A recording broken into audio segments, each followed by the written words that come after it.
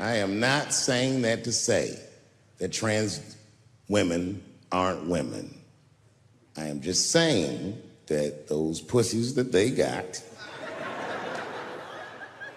you know what I mean? I'm not saying it's not pussy, but that's like beyond pussy or impossible pussy. You know what I mean? It tastes like pussy, but that's not quite what it is it? It's not blood, that's beet juice.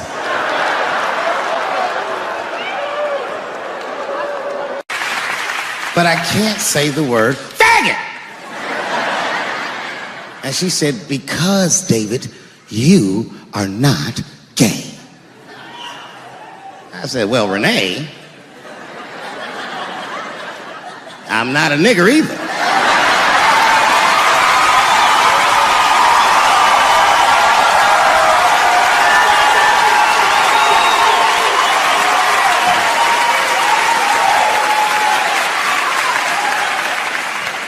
But you see, what I didn't realize at the time and what Kevin had to learn the hard way is we were breaking an unwritten and unspoken rule of show business. And if I say it, you'll know that I'm telling you the truth. The rule is that no matter what you do in your artistic expression, you are never, ever allowed to upset the alphabet people.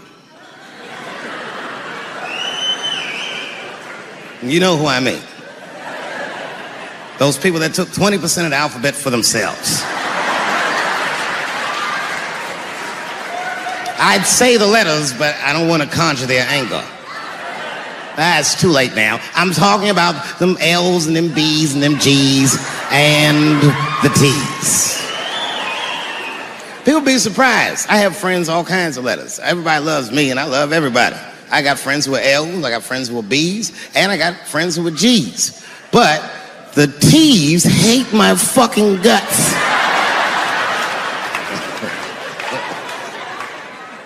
And I don't blame them. It's not their fault, it's mine. I can't stop telling jokes about these niggas. I don't want to write these jokes, but I just can't stop.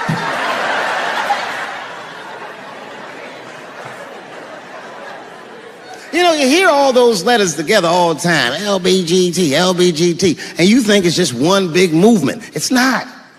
All those letters are their own movement. They just travel in the same car together. And my guess is,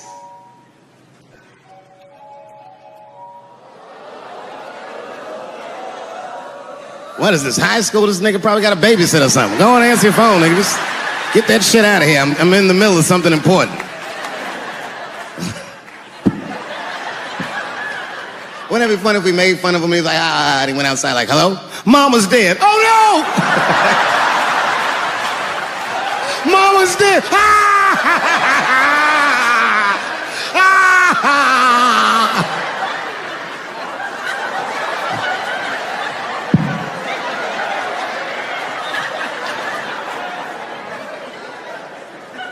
That's a weird time phone call, wasn't it? It's like his phone is gay.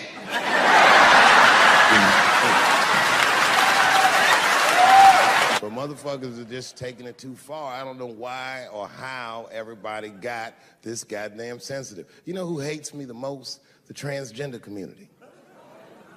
Yo, yeah, these motherfuckers. I mean, I didn't realize how bad it was. These motherfuckers are really mad about that last Netflix special.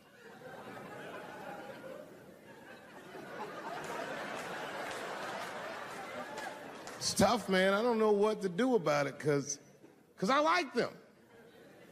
I always have. Never had a problem with them. You know, just fucking around. As a matter of fact, I think I make fun of everybody. And I mean, as a group of people, they have to admit, it's kind of fucking hilarious, man. I'm sorry, bro. It's like, I've never seen somebody in such a hilarious predicament not have a sense of humor about it. They're born feeling like there's something other than they're born as, and that's kind of funny, you know? I mean, it's funny if it's not happening to you. It's like that white black bitch that's in the news all the time. Rachel Dolezal. She's a white woman, but then she dressed up like a nigga and shot her way up to the very top of blackness. And I always wanted to meet her just so I could understand. I just wanted to like have dinner with her so I could just look in her eyes and call her a nigger to her face. The fuck is that bitch talking about? I identify black. That is trans talk, lady. Stop biting. Stop biting. There's a big difference between her and a trans. The difference between her and a trans is I believe transgenders. I don't understand them either, but I know they mean what they say. Them niggas cut their dicks off. That's all the proof I need. I've never seen somebody just throw their dick away. Don't need it.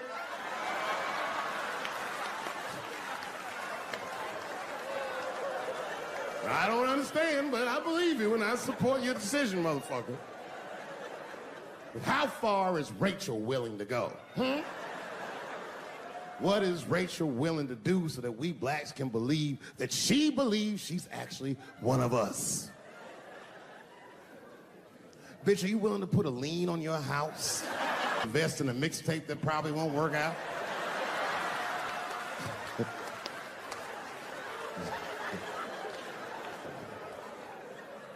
She didn't even change her name.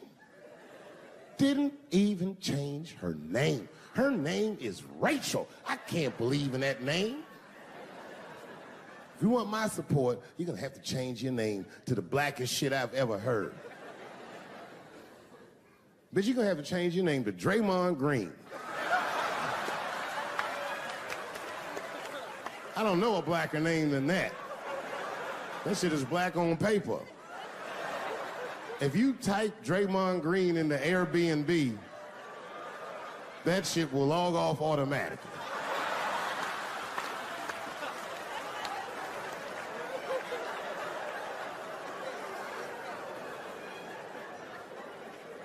You know, people get mad, bro. People get mad about everything I say. I was doing a show. I was in Portland, Oregon, and I was checked in a hotel under the name Charles Edward Cheese.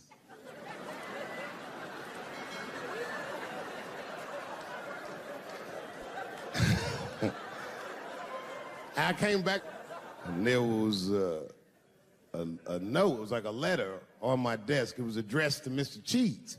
So obviously, I'm going to assume that whoever wrote this letter must be an intimate friend of mine. This is not some kind of name that a person would just guess. But then I opened the letter, and it turns out I don't know this person at all. It's a fan letter. You know, I'm not even used to the idea that I have fans, but I'm grateful for it.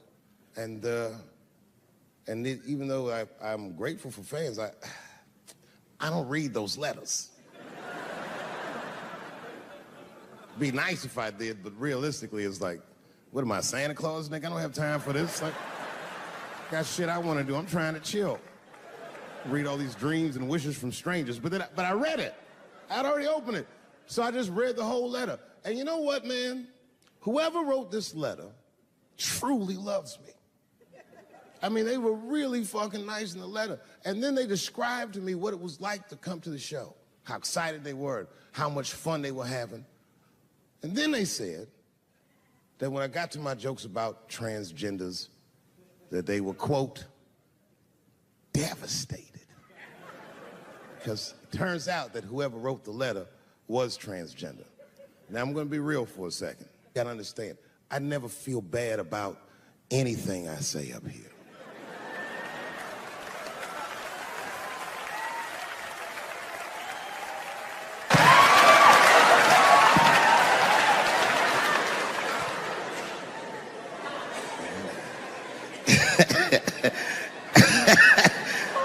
Like I was saying, my guess is the G's are driving that car. That makes sense to me, because there's white men in the G's.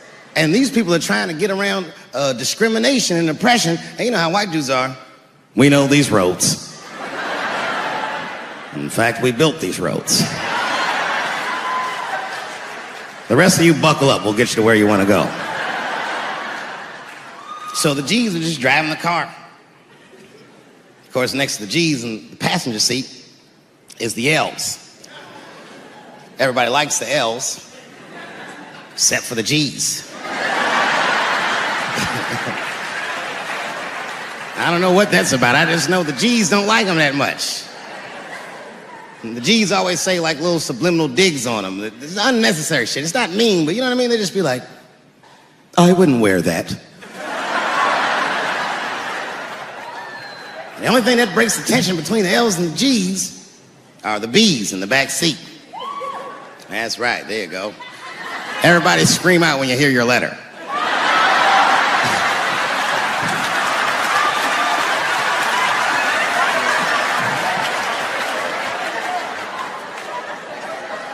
If it's one thing that the L's and the G's agree on, is that the B's are fucking gross.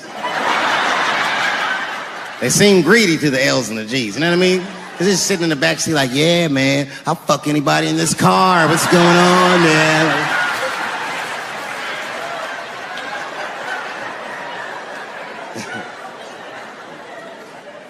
And sitting next to the B's, all the way in the back seat by themselves, looking out the window. That's the T's. Everybody in the car respects the T's, but everyone also resents the T's.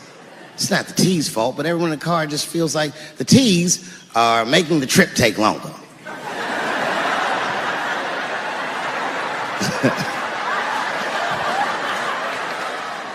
Anything the T's say gets on everybody's nerves. And then the T's don't even say anything bad. They just be in the back talking to themselves. I'm hot. Shut up. Shut the fuck up, okay? Just roll the window down, you bitch. I don't know what you... What? Just said I was hot. Can you pull over at the next exit? I need to use the restroom. There is not a restroom for you for 4 states, nigga. Will you just shut the fuck up so we can get where we're going?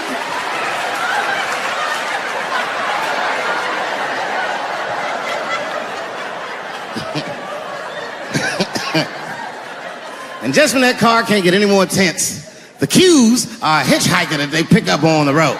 Some white dude in booty shorts is walking down the freeway.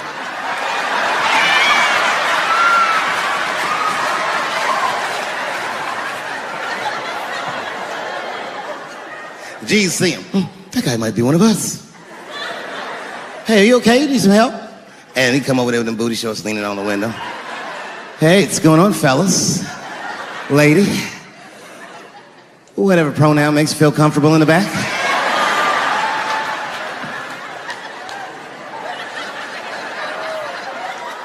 Yeah, I don't really know where I'm going. I don't know if I'm gay or I'm straight or whatever.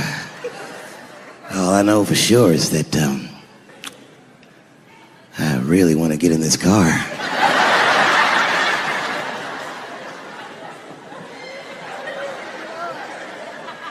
And they make him get in and sit in between the B's and the T's.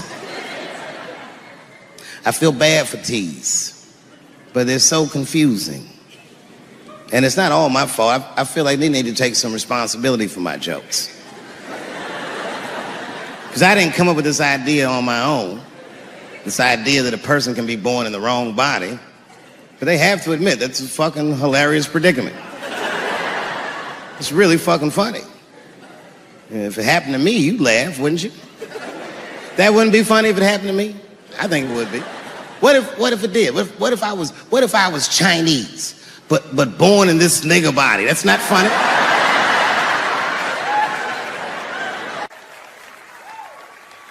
And I would never admit this to you if I hadn't locked your phones up.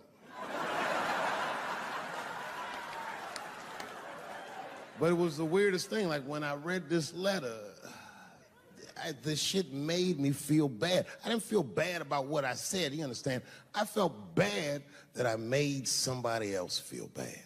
To be honest, I don't even know what I said that upset that person.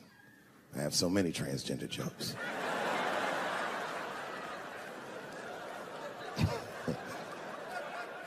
But I feel like it was probably this joke I'm about to tell you right now.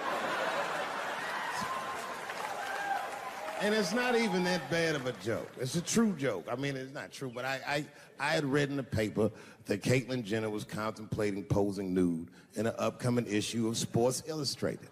And I know it's not politically correct to say these things, so I just figured, fuck it, I'll say it for everybody else.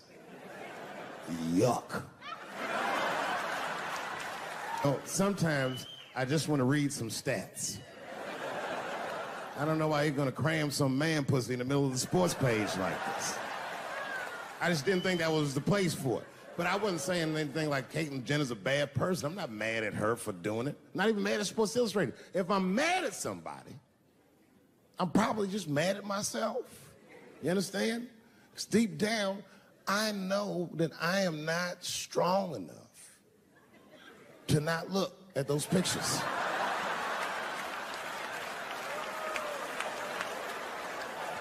And I don't think I'm ready to see what she's trying to show me.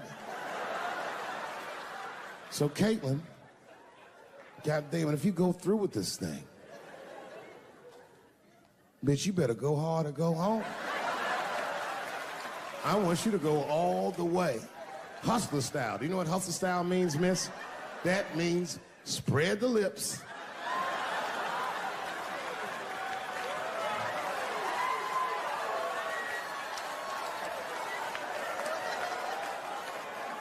I hope she spreads her lips and there's an itty bitty dick inside. Ah!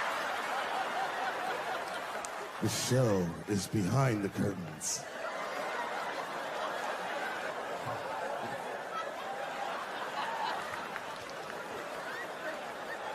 I don't know what I said that upset that person. But I'm gonna tell you something. When I read that letter, and the moments after I read it, I did something that many black men in America do not have the time or the money to do. I thought about how I felt.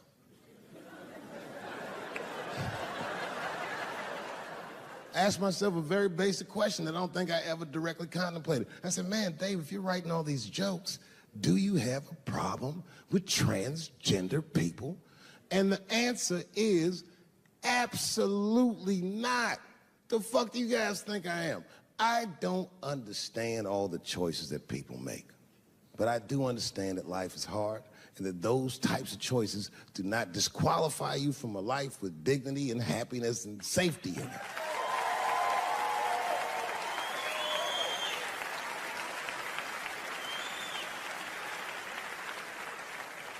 But if I'm honest,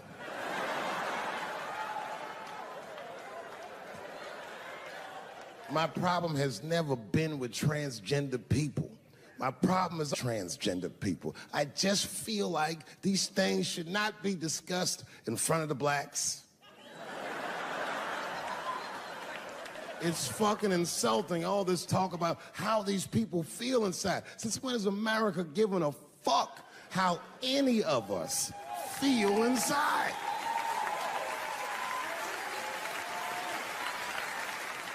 And I cannot shake this awful suspicion that the only reason everybody is talking about transgenders is because white men want to do it.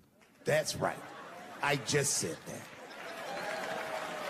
If it was just women that felt that way, or black dudes and Mexican dudes being like, hey, y'all, we feel like girls inside, they'd be like, shut up, nigger. No one asked you how you felt.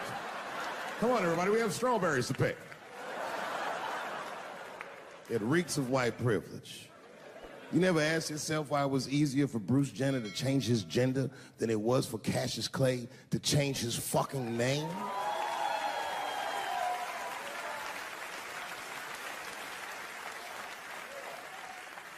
And if I were to be brutally honest, the only reason I ever been mad at the transgender community is because I was at these niggas for 6 songs straight.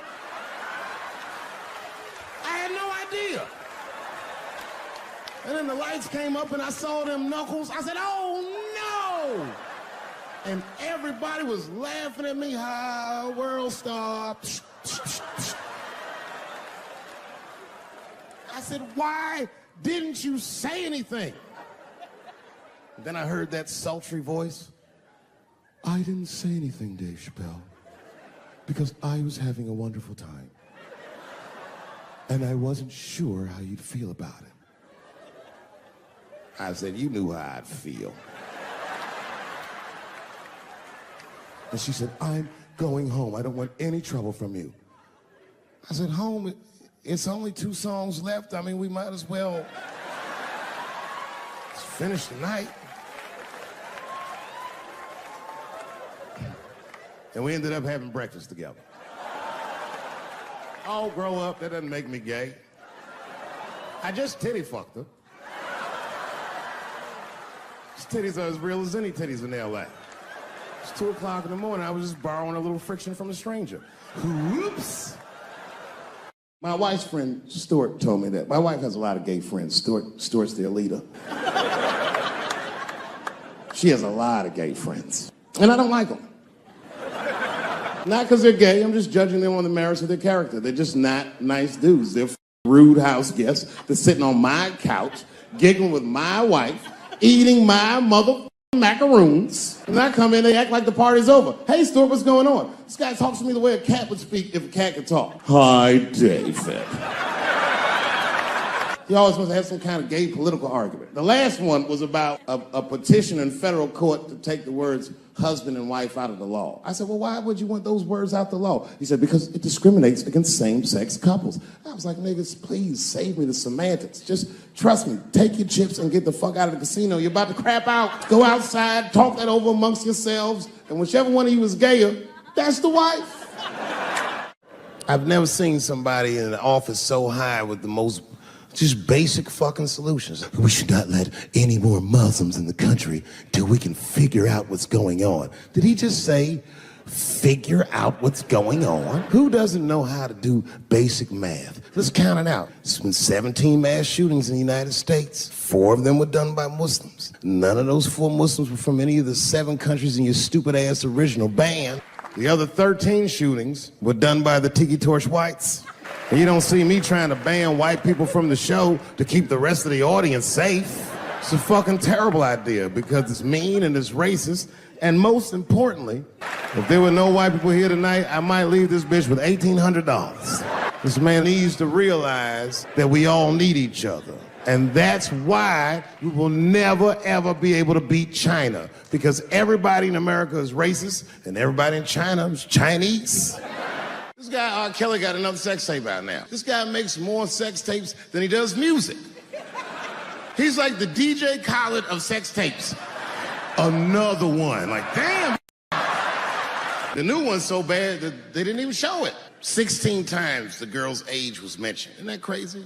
This motherfucker's an idiot. He was fucking her like, yeah, this is the best 14-year-old pussy I've ever had in my life. And she was like, you like this 14-year-old pussy? He's like, oh yeah, I love this 14. I'm like, man, you need to shut the fuck up.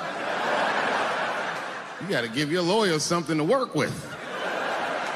You're supposed to be on the tape like, this is the best 36-year-old pussy I've ever had in my life. And then your lawyer gonna be like, Your Honor, clearly my client thought that this woman was 36. As he mentioned some 16 times in the tape. They gonna know you lying though, you know what I mean? Everybody knows no such thing as good 36-year-old pussy. It is wild, bro. Where you from, man? Where you from? New York. You from, what, Manhattan? Brooklyn. You are from Brooklyn, aren't you? You look like you can rob somebody with a hammer.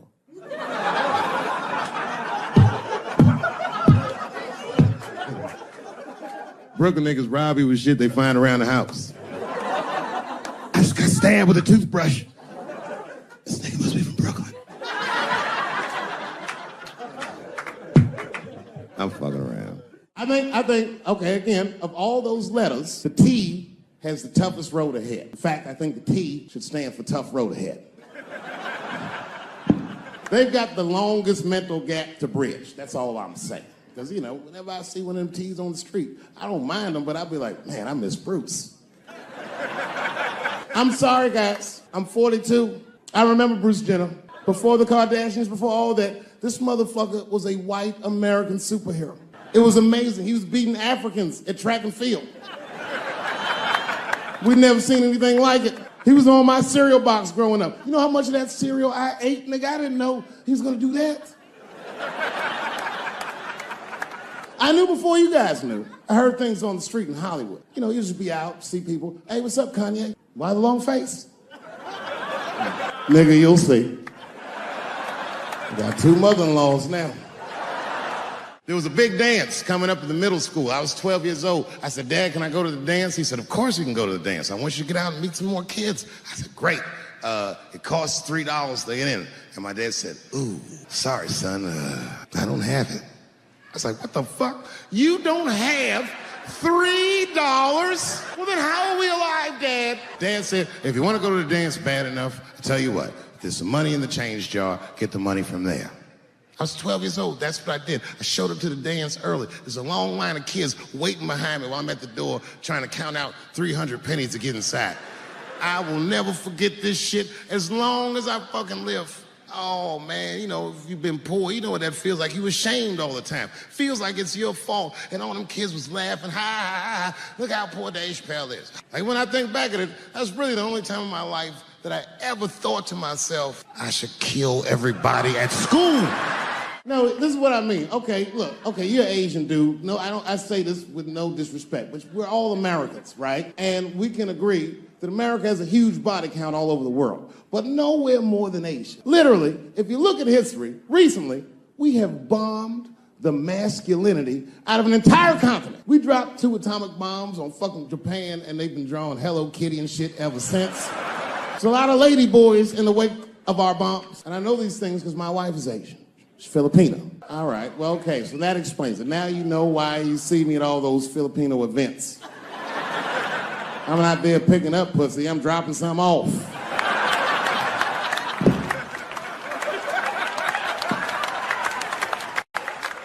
I take my wife to all that shit. I took my wife to see Pacquiao fight Mayweather. We sat ringside, okay? That was a quiet car ride home. That's what that was. That's my problem. I can't handle pressure. Sometimes pressure make me talk different. I'm serious. You ever have like that social pressure? You ever talk to somebody who's fake and they make you fake? Like that kind of deal, like, hey, how you doing? You're like, fine, how are you? And you're like, I don't even talk like that. I get sick of that shit. I do. It just makes me sick. Sometimes I'll talk crazy just to make myself feel better. You ever do that? Just start talking like crazy. Like, you ever hear this voice? Man.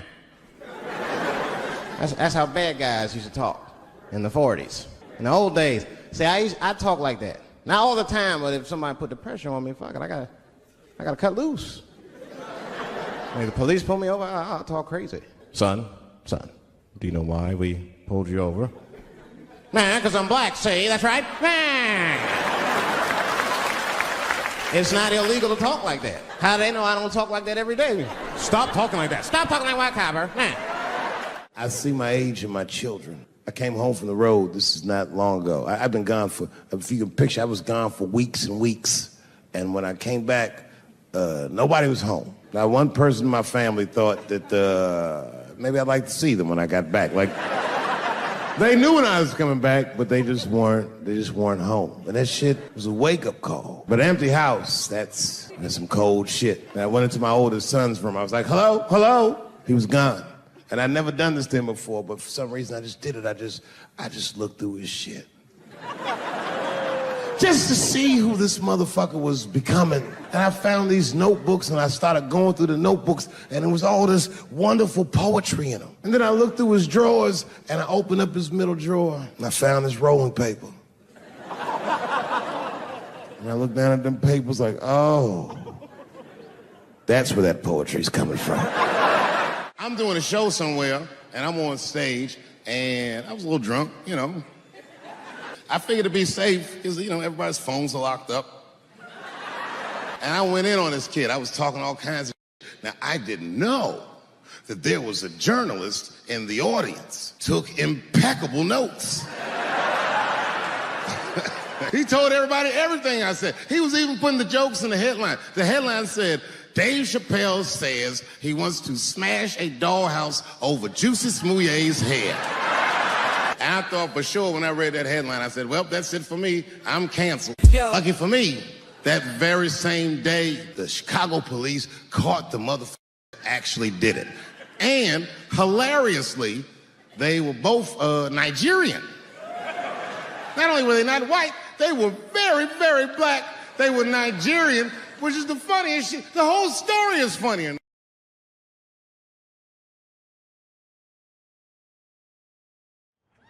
Well, this has been fucking wonderful. I don't know what to say, man. I don't even want this night to end.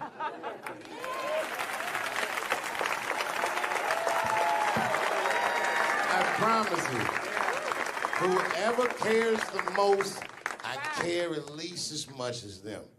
I know what I got, because I lost it all.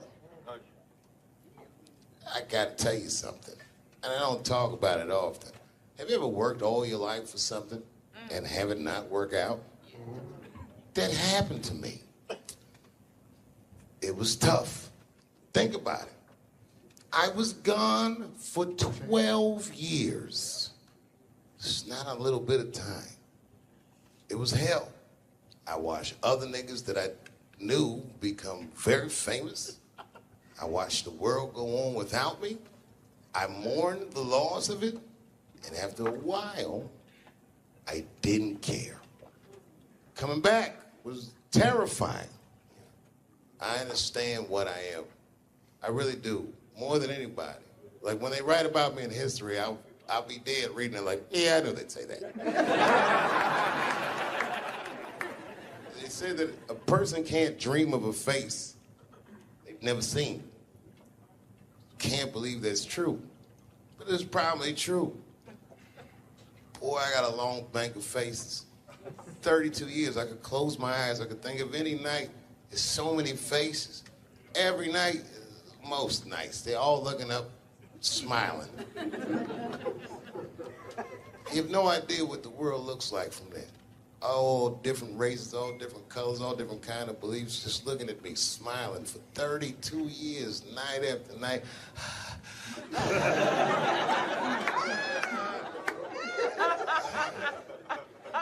No comedian take that for granted.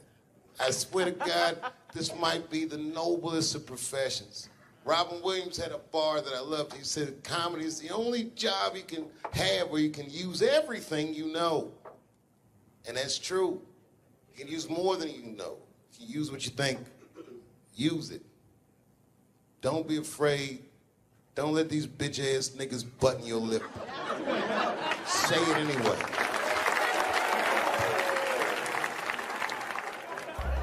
I first became aware of Dave Chappelle right around before the first Nutty Professor, because I was supposed to play that role that he played. And then I kind of saw him, and I was like, hey, that guy, right, that kid would be funny playing that role. I try to be peaceful, but now it's time for Reggie to karate-size your ass. Woo! Dave is so much smarter than everyone.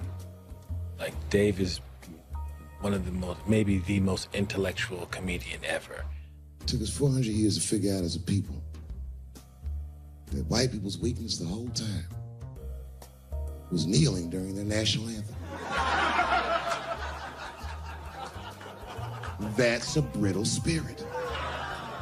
That's right, nigga. On the rockets, regular. Ah! Ah! What are you doing, nigga? Stand up! He stretched the art form and his impact on the culture. He is the voice of his generation, without question. Nobody's even close to him. No, I've had to learn, and that's where Dave Chappelle has been a wonderful friend and mentor. What did Chappelle say to you that helped you with that? Chappelle said to me, we were doing a show at Radio City together. It was during his run, right? And I was on one of the shows, and he said to me, I said, man, what am I going to tell these? Because I was like, I'm going to do comedy before Dave Chappelle. I was like, Dave, what am I even doing here? And Dave said, and I said, I don't even know if I'm funny enough to be here. I said, you're nice, and I think I'm a really funny guy, but what am I doing here? And Dave said, look, man. He said, you don't understand something. He said, you're not here because you're funny. He says, I know 100 funny motherfuckers out there. He said, you're here because you're interesting. And he said, anyone can be funny. Not everybody can be interesting. Not everyone can make an audience listen to what they're saying. Not everyone has a wealth of life experience that makes people want to know what they have in their minds. And so that changed my perspective on silence. And so now, if I can hear that an audience is listening, I'm engaged. Well, that is a great piece of advice, not only for comics, but for anybody, because, wow, the thing that I love about Chappelle, and you just identified it, is he will go. He's interesting. And he is an interesting guy. He's the most interesting man I've ever met. That's what makes Dave Chappelle. Many people are funny. There's a lot of funny stand-up comedians all over the world. Yes. But what makes Dave Chappelle is that he is interesting. It's how he sees the world between the jokes. But all jokes aside, Kevin Spacey shouldn't have done that shit to that kid. He's 14 years old and was forced to carry a grown man's secret for 30 years. Jesus Christ, he must have been busting at the seams with that one. The saddest part is, if he were able to carry that secret for 6 more months, I would get to know how House of Cards ends. Loved was, I can't believe that I've been in this business long enough that we're like the older guys now. It always blows my mind that I'm like 5 years older than Dave Chappelle, because he was already a made guy when I came in. So I always look at him like he's got 10 years on me, or 15. And, just when I watch his act, I'm like, this guy's clearly been doing this a good couple of decades longer than me. And the reality is, I think he's only been doing it like 6 years longer than I have or something like that. He's fucking amazing. And what I love, too, is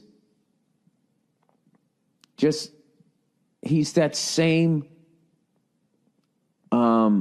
with all that's changed, everybody getting offended, all of this fucking crap, how you get in trouble, he hasn't changed at all. He's just like that same guy that I saw way back in the day when I used to go to the Boston Comedy Club and watch him go on at like 2 a.m. and just start murdering at 2 a.m. And I remember I used to always sit there going, how do you do that? How are you that funny at 2 a.m.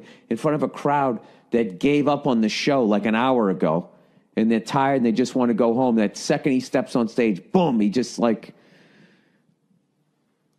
starts fucking killing. Dave's a beast. Dave's a beast, man. That's the only man that puts a little fear in my heart. I'm like, okay, it's real. What's he doing? Do you watch him? Watch him? Totally. You study? Totally. I got Chappelle. I got an app. I follow him. I'm like, my man Prince Paul always says, competition keeps you in condition. True. So yeah, that's my man right there. The other real special shout out I gotta make, because none of this would have been possible on any level without this person, is my mother. Mom. My mother. Mom. You have no idea what I put this woman through. If you had just given birth to me, that would have been more than enough. But the fact that she raised me and raised me well, we had a real oral tradition in our house. I knew the word griot when I was a little boy. A griot was a person in Africa who's charged with keeping the stories of the village. Everyone would tell a griot the stories, and they would remember them all so that they could tell future generations. And when they got old, they'd tell them to someone else. And they say in Africa, when a griot dies, it's like a library was burnt down. And my mother used to tell me, before I ever thought about doing comedy, she said, you should be a griot. And she'd fill me with every story of black life. She's educated in African-American studies, and she would let me understand the context that I was being raised in, that I'm being raised in a hostile environment that I have to tame. By the time I was 14 years old, I was in nightclubs, mastering an adult world. It was terrifying. The crack epidemic was going on, and my mother would hear gunshots outside and be scared to death. Maybe it's my son. But early in my career, if you remember, Mom, you used to sit in the club with me. She'd do a full day of work. You'd be back there falling asleep, just waiting for me to go on. She would watch my show every night. Do you know how long that car ride is home?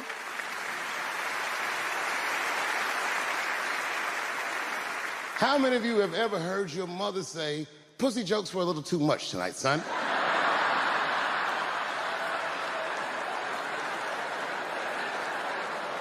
I was a soft kid.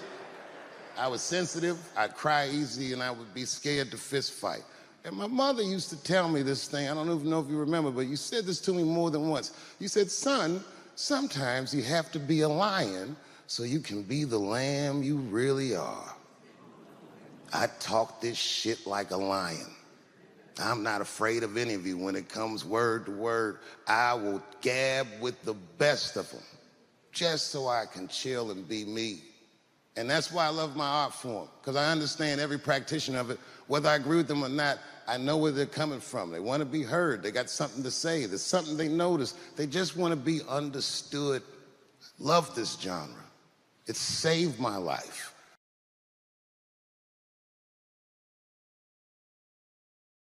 Is anybody in here gay?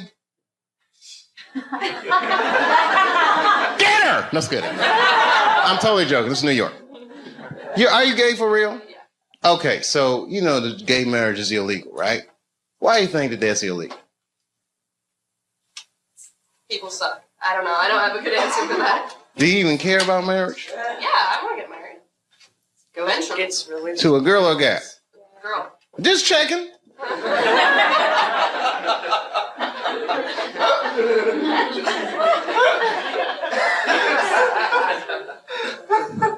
Why do you think it's illegal? People are scared of change. Do you think so? Morality. Who said morality? Do you think so? I don't. Whose morality? Who said big business? She knows what's going on. Huh? Hmm? Yeah? Even gays can get married. They're going to wake up to the reality of problems of marriage just like everybody else.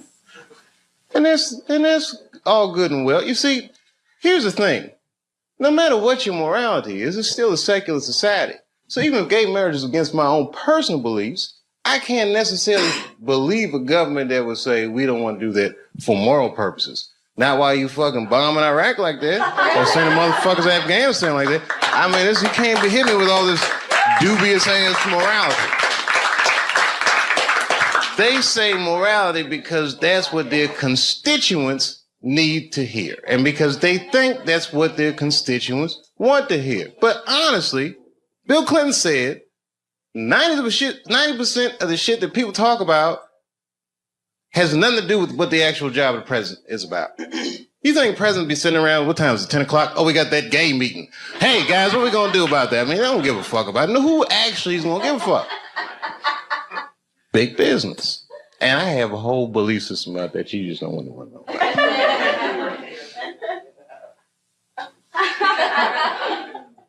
I'll tell you part of it.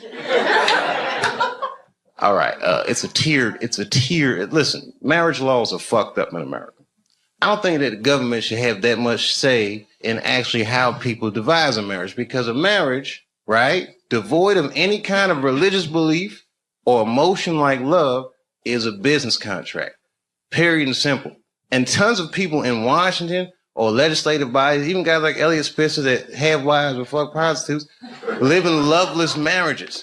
And they have these shits arranged because they're in such a high social stratosphere that they have to keep up a certain appearance. So why are they imprisoned by their own marriage? This is a form of economic slavery. And if you look at the way this shit happens, corporations were made legal in the United States by the 14th Amendment, right? Or 15th Amendment, which freed the slaves. And then under those rights, people said, we want the same rights as those motherfuckers as collective individuals, right? And if you're a collective individual and two collective individuals want to do business with one another, one's masculine, one is feminine, so they define a marriage institution between man and woman. But what if corporations is gay? I'm just saying. What if Aunt Jemima doesn't want to be with Uncle Ben? What if Aunt Jemima wants to do business with Sarah Lee? Well, wait a minute. What if Uncle Ben wants to do business with Mr. Clean? That's all I'm saying.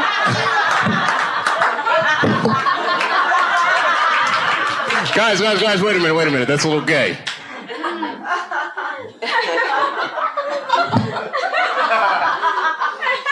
I'm sorry, I thought that was funny. What if Aunt Jemima? I don't think that's what Mr. Clean was. Uncle Ben, wanna do this? Maybe I should have picked different companies. I put myself in a bad position. I'm just joking around. You're like, we don't want to hear this shit. It's just a conspiracy theory. I believe in aliens too, bitch. How about that? They're coming.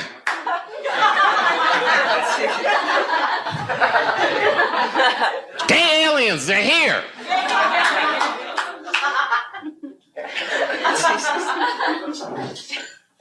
All that shit, fake. World Trade Center, fake. You want to know who blew that shit up for real? I ain't gonna say that. You know, it's my own personal thing. I don't even want to say that shit. Yeah. You know who I think blew up the World Trade Center? Ashton Kutcher. America, you have been punked.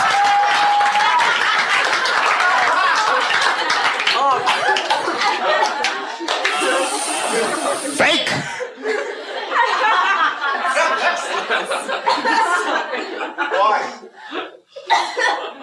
Why did he blow up the World Trade Center? I don't want to sound like a cynic.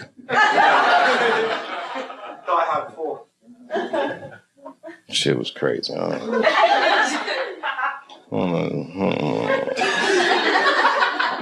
don't know the truth, but I know who does. Strippers. They know everything. Does anyone have a cigarette? Yeah. Sure. Good on you, mate. I wish I had it. Your accents are so nice. And I do listen to BBC News. We all listen to the BBC. You're all listening to the BBC. That's what they say all the time. GMT. Oh, every time you say what time it is, it goes GMT. What does that mean? Whose mountain? Greenwich? Oh. It's the center. Oh, okay. Meantime. Greenwich Mean Time. Is that where the phrase mean time comes from? Yeah, baby. Wow, you can tell that your country conquered a lot of shit, man. It's Greenwich Mean Time. I learn shit every day.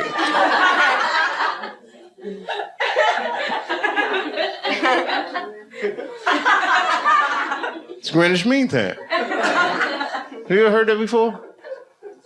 Yeah, bro, you ever heard that before? Yeah, I've heard it. Oh, you're from Ireland, though.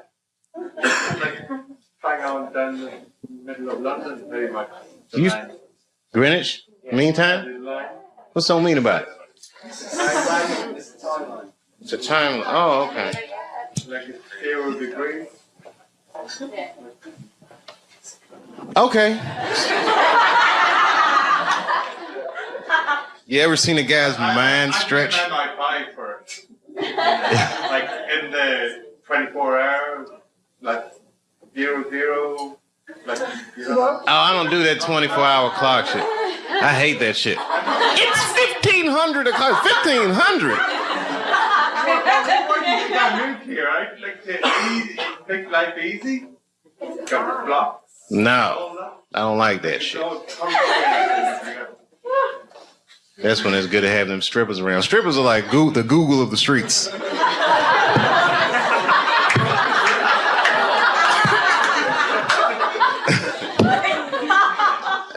Never seen somebody answer so many questions without a crystal ball.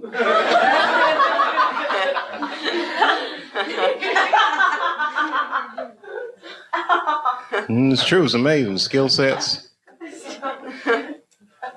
Girls had I'm an accountant, I'm a dog trainer, every goddamn thing. It's amazing. All right, it was something hilarious though. All this shit is depressing. Ashton Kutcher didn't blow up those buildings, by the way. I don't want you to think. I'm not gonna put that on him. Huh? If he did, who was he pumping? American people. American person is one of the most lied to people in the world. That's our whole game with America. Because freedom is not a privilege, my friend. It is a fucking burden. Because a free person has to make choices all the time. And you can't make a good choice unless you have the information. And in America, it's not like China. You know in China when they had the earthquakes, you know what the headline was in the newspaper? What earthquake? They don't tell those people shit.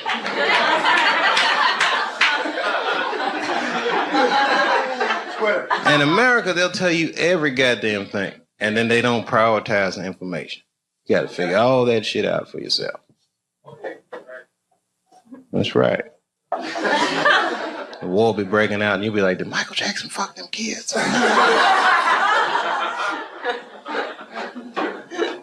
That gets shuffled funny.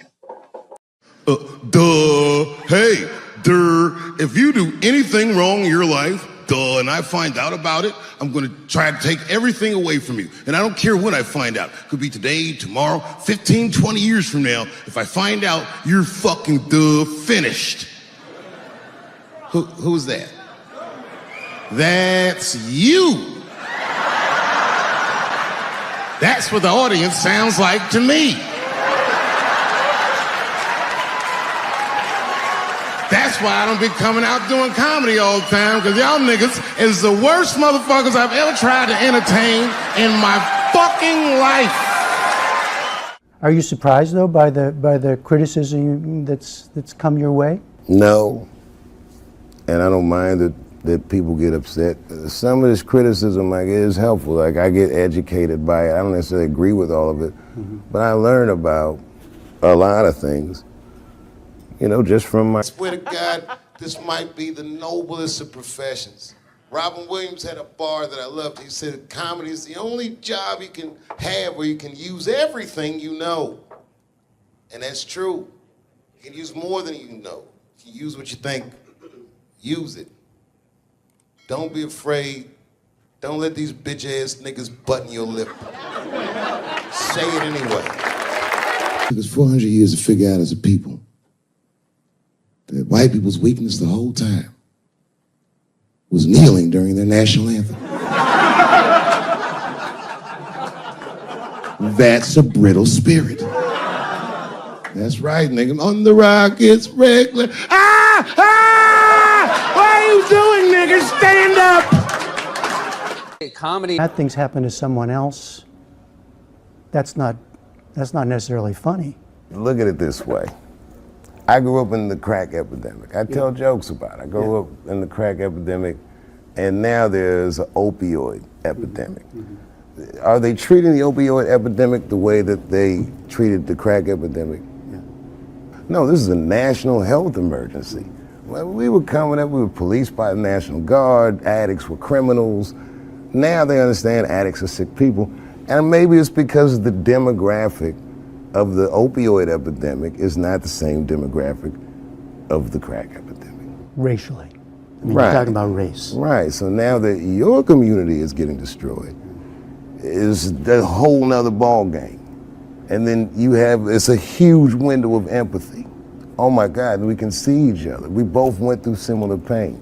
But I'm just saying everything's funny that happens to you is more about empathy.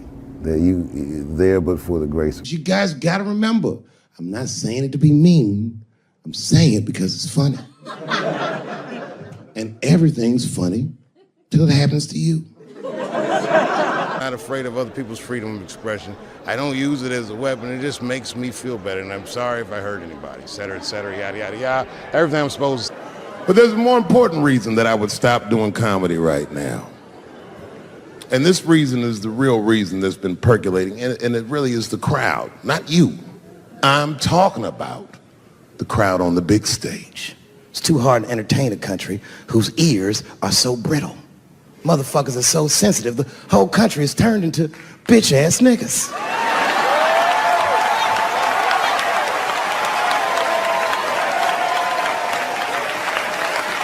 Everything you say upsets somebody. You know, I can remember when it all started. It was when I was doing Chappelle Show. When I was doing Chappelle Show, I used to do this show, and then on the weekends I do like concerts and shit like that. So I'm doing a concert, and there was a couple in the front row, beautiful couple. The wife was obviously Asian. You could see it in her face.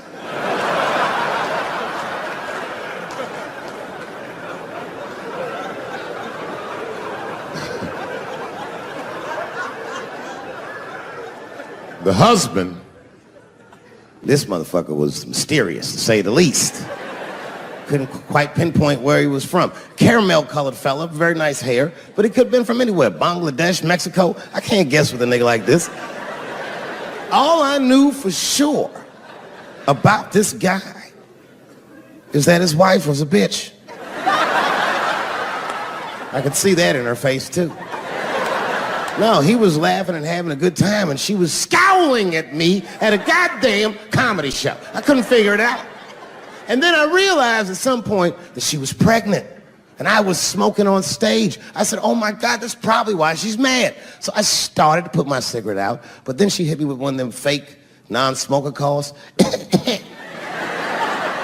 I just kept smoking. I thought to myself, bitch, that baby will be fine, relax. and I tried to break the tension. I just asked her. That's all I said. I go, hey, where are you guys from anyway? And I could tell that she was on to me. She goes, very condescendingly, she says, I'm from California. If you're asking my ethnicity, I am Chinese. And her husband was just cool about the shit. He was like, I'm Mexican, bro. I said, well, I'm sorry if I offended you by asking. But you're a very beautiful couple. And miss, there's no question that you're going to give birth to the hardest working baby this world has ever seen.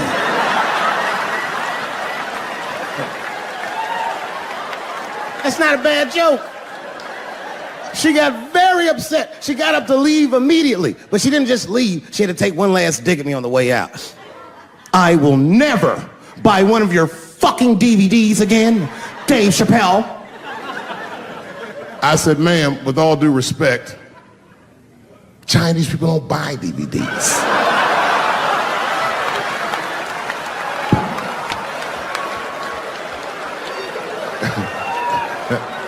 And the crowd went crazy. We were all laughing, having a good time. I didn't even think anything of it.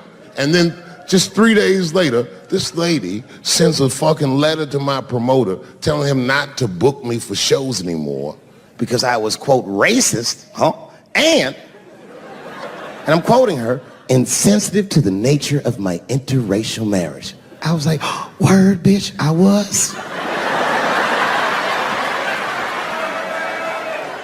If she had just done a little bit of research, she would know that I myself am in an interracial marriage. That's right. In fact, my wife is Asian too. Surprise, bitch, I'll see you on Thanksgiving.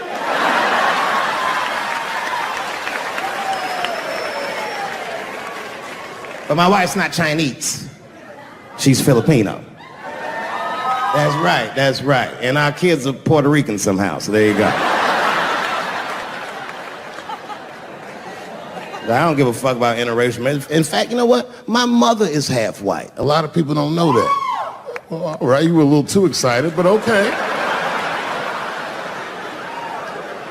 A lot of people don't believe me when I say that, but it's true. You can't tell looking at me, but if I grew my hair out,